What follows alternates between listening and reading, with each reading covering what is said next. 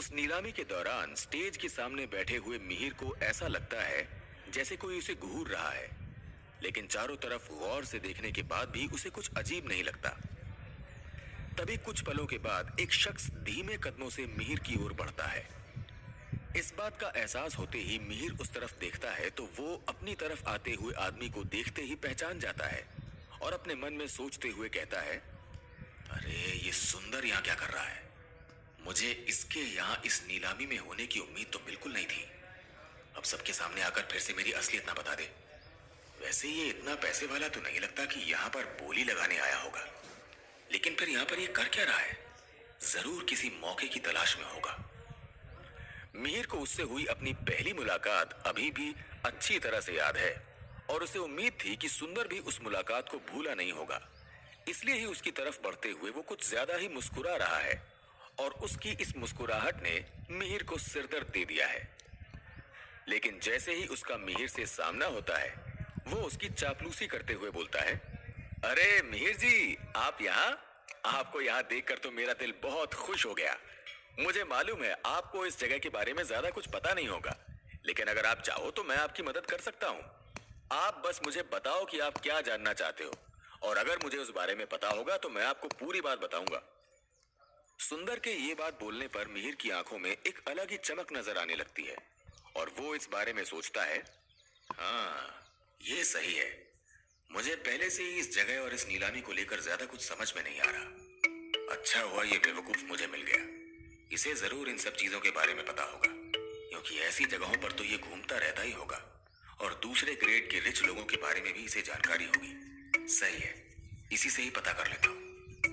मिहिर को इस तरह सोच में डूबा हुआ देखकर सुंदर ने उससे पूछा, क्या हुआ मिस्टर बिष्ट, क्या सोच रहे हैं? सुंदर के पूछने पर मिहिर ने जवाब देते हुए कहा, नहीं कुछ खास नहीं। वैसे सही कहा तुमने, मैं इस जगह के बारे में इतना ज्यादा नहीं जानता हूँ। तो फिर क्यों ना जब तुम्हारे पास समय हो तो मुझे इन सब के बारे में ठीक से बताओ। मिहिर की बात पर सुंदर खुश होते हुए बोला, हाँ बिल्कुल।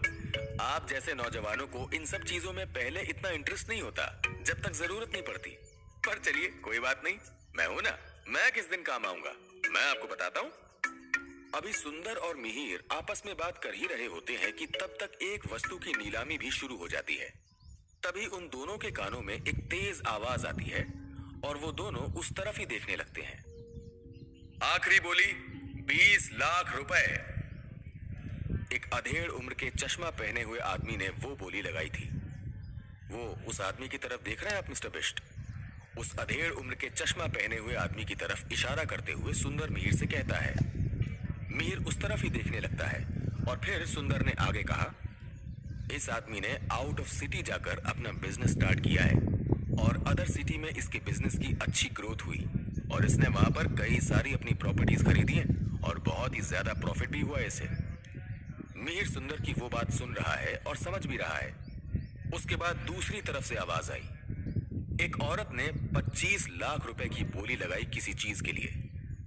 जैसे ही वो औरत उस चीज के लिए बोली लगाती है, उसकी तरफ इशारा करते हुए सुंदर मिहिर को उस औरत के बारे में बताते हुए बोलता है, ये सभ्य दिखने वाली महिला जिसने 25 लाख रुपए की बोली लगाई है, वो ब्यूटी एंड आर्ट इंडस्ट्री से रिलेटेड है और इस वक्त मुंबई सिटी में इसका ब्यूटी आर्ट इंडस्ट्री में बहुत ही अच्छा बिजनेस है और यहाँ तक पहुंचने के लिए इसने बहुत ही ज्यादा हार्ड वर्क किया है। सुंदर की ये बात सुनने के बाद मिहिर उस औरत को थोड़ा सा गौर से देखता है और तभी ऑक्शनियर माइक पर बोलता है, 25 लाख 1, 25 लाख 2, 25 लाख 3 और ये antique gold and diamond ring इस महिला की होती है और इस महिला को ये नायाब अंगूठी मिलने के लिए कांग्रेचुलेशंस और हमारे इस राहत कोष में इतने पैसे देने के लिए धन्यवाद। उस दूसरे सामान की नीलामी के बाद मिहिर ने सामने स्टेज पर नोटिस किया तो उसको समझ में आया कि ये तो बस शुरुआत है।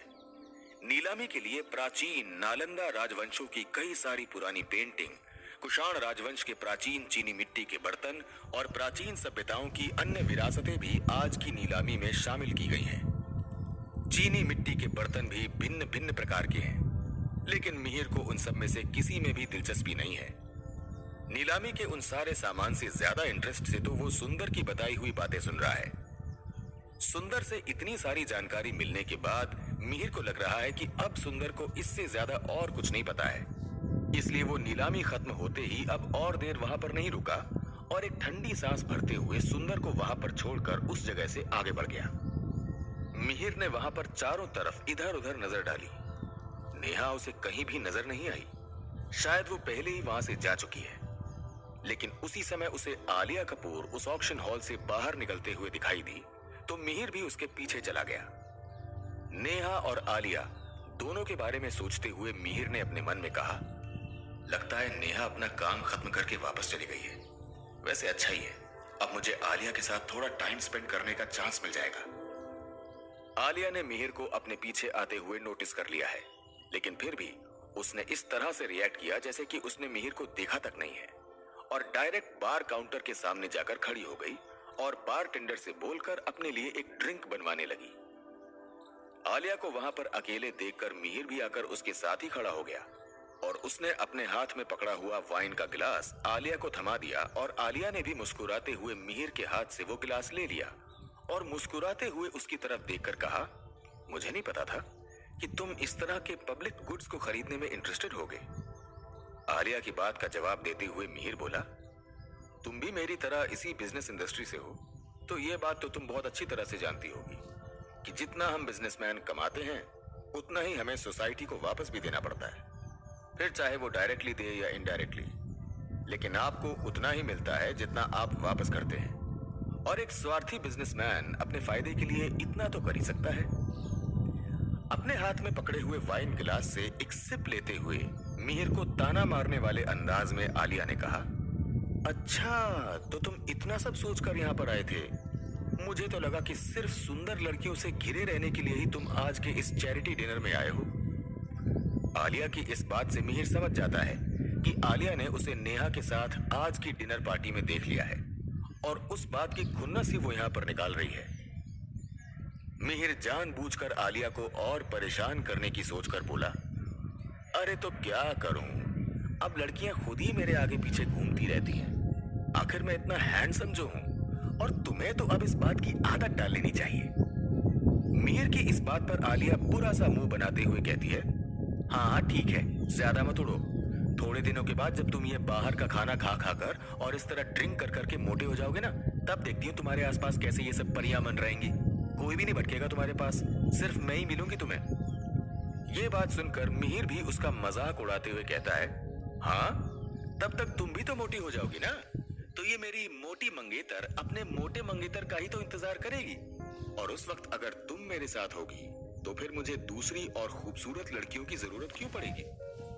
मिहिर की बात का जवाब देते हुए आलिया ने कहा, नहीं मैं बिल्कुल भी मोटी नहीं होंगी और जरा सा भी नहीं बदलूंगी और ना ही तुम्हारा इंतजार करूंगी।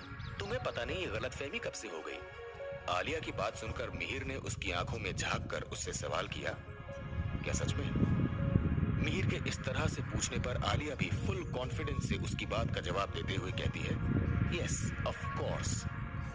आलिया के इस तरह कॉन्फिडेंस से जवाब देने पर मिहिर उसकी तरफ देखकर मुस्कुराता है, क्योंकि मिहिर चाहता है कि आलिया एक स्ट्रॉन्ग पर्सनैलिटी वाली वर्किंग वुमेन बने और अपनी पहचान खुद बनाए।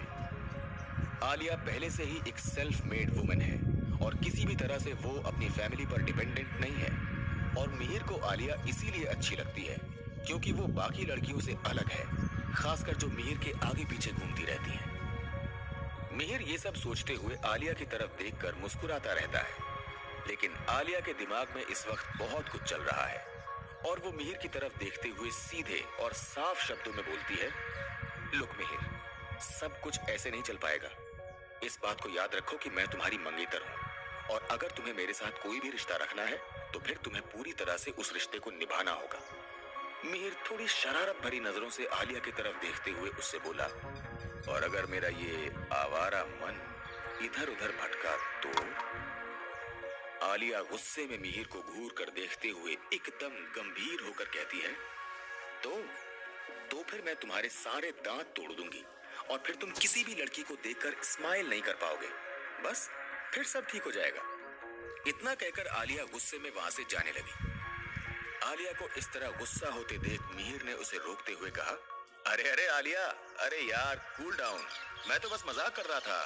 और तुम्हें इतना ज्यादा इनसिक्योर होने की जरूरत नहीं है, क्योंकि आज जिस लड़की को तुमने मेरे साथ देखा वो बस सिर्फ मेरे साथ काम करती है और कुछ भी नहीं। मिहिर की बात सुनकर आलिया एकदम नॉर्मल होते हुए कहती है, अच्छा, लेकिन मैंने तो किसी भी लड़की के बारे में नहीं पूछा, तो फिर तुम इस तरह से सफाई क्यों दे रहे हो? आलिया की ऐसी बातें सुनकर मिहिर समझ जाता है कि आलिया बस उसे बातों में फंसा रही है और उसने अपना काम कर दिया। आलिया इतना बोलकर मुस्कुराते हुए मिहिर से दूर चली जाती है और जाते वक्त एक बार पीछे मुड़कर मिहिर की तरफ देखकर उसे आंख मारती है। मिहिर आलिया की इस हरकत पर भी वहीं खड़ा बस हल्के से मुस्कुरा कर रह जाता है। मिहिर वहां से दूर जाती हुई आलिया को रोककर उससे बात करना चाहता है कि तभी उसकी तरफ आते हुए सुंदर ने उसे आवाज लगाते हुए कहा, नीलामी फिर से शुरू हो रही है। आप यहाँ पर खड़े खड़े क्या कर रहे हैं मिस्टर बिस्ट? चलिए और मेरे साथ चलकर देखिए, क्योंकि इस बार नीलामी के लिए जो आइटम है वो आपको जरूर पसंद आएगा। सुंदर की आवाज से मिहिर का ध्यान उसकी तरफ होता है और उसकी ये बात सुनकर मिहिर उससे पूछता है, अच्छा, ऐसा कौन सा आइटम है इस बार नीलामी के लिए? चलो चलकर देखते हैं। इतना बोलकर मिहिर सुंदर के साथ ही वापस ऑक्शन हॉल की तरफ चला जाता है। ऑक्शन हॉल में पहुंचने के बाद एक चेयर पर बैठ जाता है और सुंदर उसकी चापलूसी करते हुए उसकी चेयर के साइड में ही खड़ा हो जाता है और उन दोनों के वहां पर पहुंचते ही सामने स्टेज पर एक महिला अपने हाथ में पकड़ी हुई ट्रे पर कुछ सामान रखा हुआ लेकर स्टेज पर आती है। तो क्या होगा आगे?